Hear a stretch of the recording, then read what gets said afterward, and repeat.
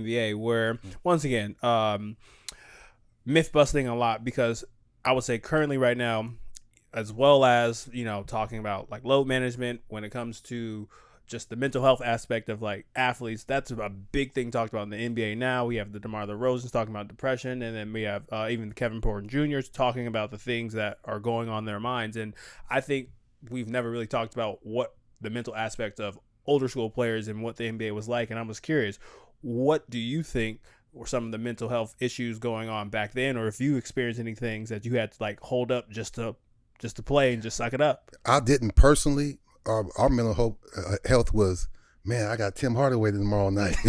I got Ross Strickland the next night, and then 2 days later I got John Stockton. And then after that, I have, Mookie Blaylock. So that was the million that I was going through personally. But we didn't have the social network.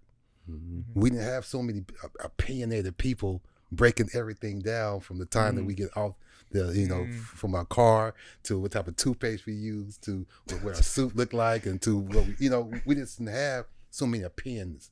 We had the NBA package that came out and we was happy with that, you know what I'm saying? But we just didn't have that. So I think our mental edge was a lot less than what these young men the last 20 years been going through.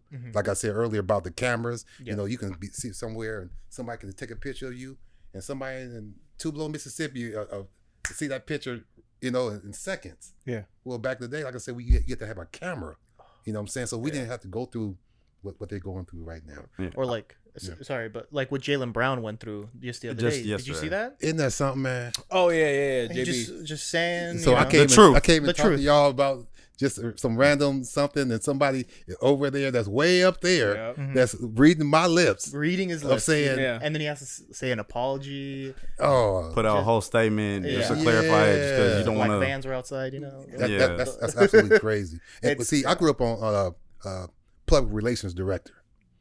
See, everything that happens, you go through a public relations director, and they tell you about how you feel, or if you had a ankle surgery or knee surgery, you go through the public relations.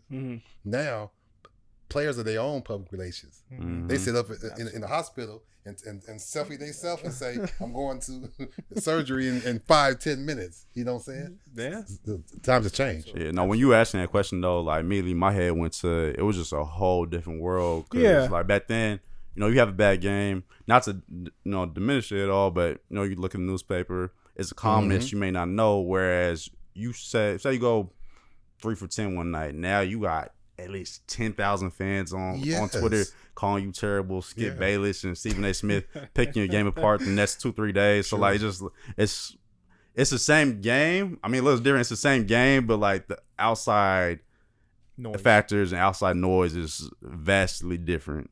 You play 16 games a month, okay? Which means you play 4 games a week. So if you play against all these point guards from Steve Francis, Damon Stoudemire, Stephon Marbury, Rod Strickland, you're going to have some bad games. Nick Van Exel here. I mean, Kenny Anderson. Man. I mean, come on, man. Yeah. Somebody going to be whooping Terrell Brothers behind. You know what I'm saying? And today, 4 games a week, it's like Terrell Brandon must be the worst basketball player in the history.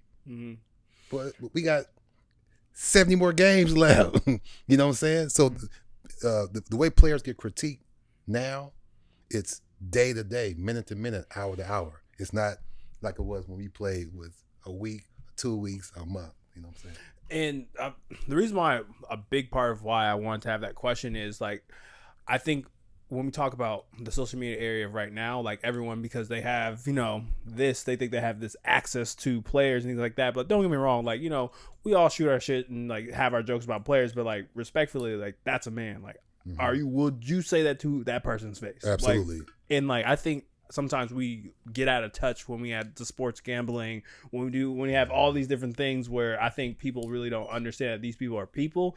And I think, shout out to my guys. One of my main reasons of like putting this together was like when they talk about sports or anything else, it's almost like the context. I feel like when we decompress from the world, we lose our context of like that's actually a real person. Like I can joke, DeMar didn't make the shot, but like at the same time that's a grown man. Oh yeah, that's right. And I think people lose that for the spirit of a joke or just like that group mentality of like, oh, if everyone's talking. all to say, malice and battles happen for a reason because people they thought they was untouchable with those tickets. I had a cousin pass away, and I went and left Minnesota for a day, and I missed a game to go to a funeral. And a friend asked me, why did I go to the funeral? Damn.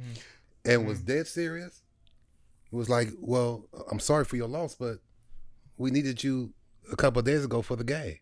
And I said, wow, but I didn't get mad at him because, let's be honest, basketball is life to a lot of people. It really is. It changed my life. It changed my family's life.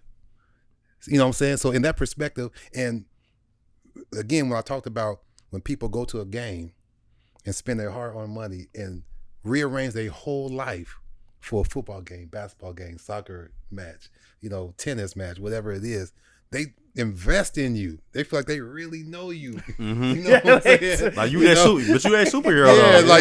Yeah, exactly. You a superhero to them. You're a cartoon character to them. Yeah. So they're like, so like you get hungry, you have migraines, you wake up on the wrong side of the bed. Yeah. No, throw $100 on your neck and keep playing. That's crazy. And if you find out, sorry, but it don't happen like that. I believe just like you do. Yeah, that's right. Yeah. Y'all have more NBA questions? No, I got a community based question, but